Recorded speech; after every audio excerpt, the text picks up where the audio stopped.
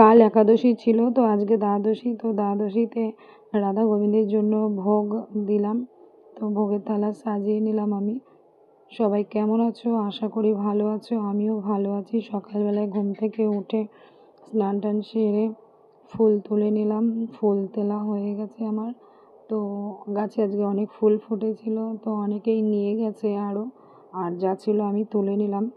তো ভোগ রান্নার জন্য আমি রাইস বের করে নিলাম, রাইসটা ধুয়ে নেব।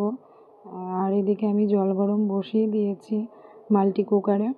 তো জল গরম প্রায় হয়ে গেছে, আমি চালটা ধুয়ে দিয়ে দেবো। সত্যি মাল্টি কুকারটা খুবই ভালো, আমারও অনেক দিনের শখ ছিল, আমি ফ্লিপকার্ট থেকে নিয়েছি।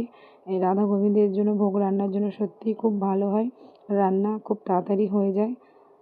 তো রাইস হয়ে গেছে, এবার আমি ফোড়ন দিয়ে সবজিটা বসিয়ে দিলাম। দিয়ে এখন একটু চাপা দিয়ে দেবো, দিয়ে সেদ্ধ হয়ে গেলে মশলা টশলা দিয়ে নামিয়ে নেব।